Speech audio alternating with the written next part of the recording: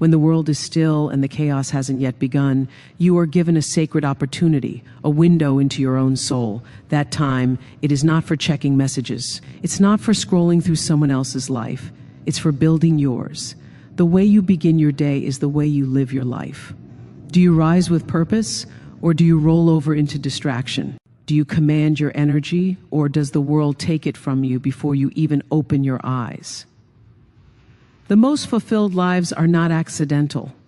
They are designed, starting with one consistent choice each morning: stillness. Before the world demands something from you, give yourself the gift of silence. Just sit, breathe, connect. Listen to the whisper that only speaks in quiet. That whisper will guide you more than any headline ever could. Gratitude, not in theory, in practice. Name 3 things. Feel them. Let them change your chemistry. A grateful heart is a magnet for clarity, power, and peace. Movement. It doesn't matter if it's a stretch, a walk, or a workout. When you move your body, you awaken your mind. The energy you create in motion becomes the energy you carry into your mission. Intention. Ask yourself, what do I want to feel today? Who do I choose to be? That question is power. That decision is leadership. Every morning is an audition for the life you say you want, and most people are sleeping through it. Stop starting your day by reacting to the world. Start by building yourself, because when your morning is anchored in power, your life becomes unshakable. It's not about being perfect. It's about being present. The secret to a focused, fulfilled life, it's not out there. It's in what you do before the world wakes up. Let me know if you want the voiceover or visual style suggestion for this. The first hour shapes the entire day, not just because it's morning, but because it's the moment when you decide who you are going to be before the world tries to decide for you. That hour is sacred. It's where your power lives. It's where your peace waits. And most people throw it away. They roll over, grab their phone, and instantly hand over their focus, their energy, their soul to distraction, to noise, to someone else's agenda. And then they wonder why they feel drained, confused, behind. But you, if you're going to live a focused, fulfilled life, must treat that first hour like your foundation. Because it is. It is the starting block of your greatness. Every morning, the world offers you a blank canvas. And in that first hour, you choose the colors. You choose whether the day will be painted with clarity or chaos, strength or stress, purpose or passivity. And that choice is not made in what you think about doing. It's made in what you actually do. You can't just wish for a powerful day. You have to build it brick by brick, breath by breath, starting with the moment your eyes open.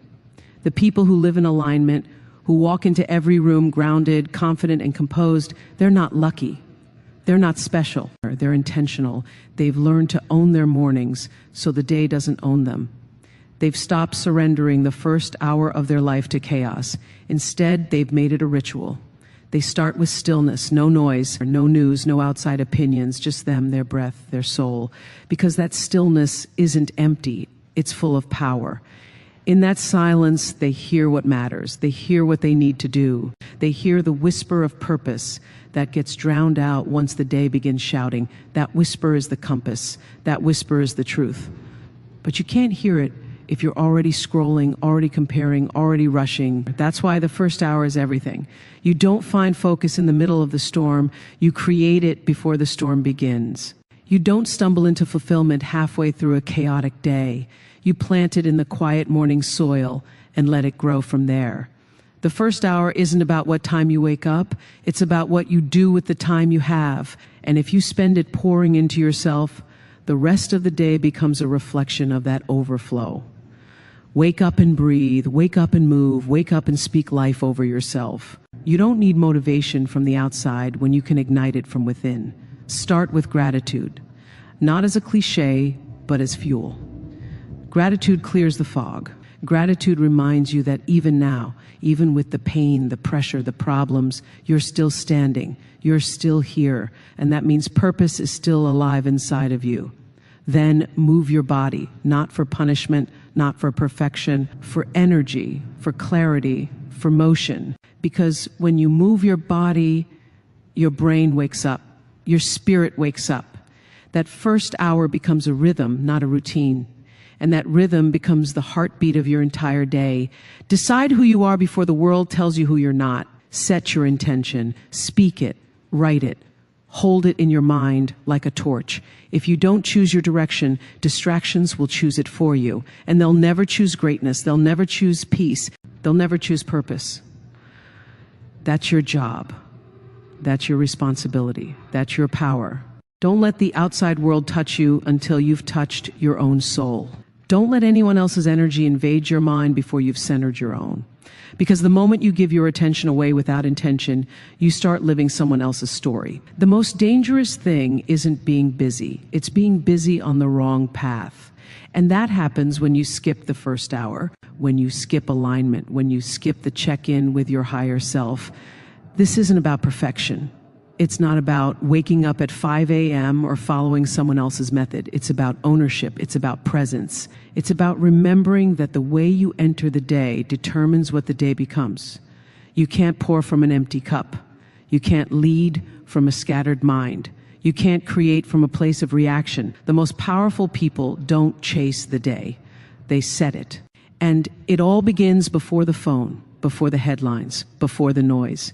It begins in that sacred space where the world is still asleep and you are fully awake, aware, intentional, aligned.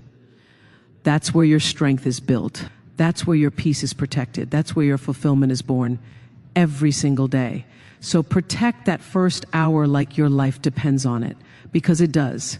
Not the length of your life, but the depth of it, the quality of it.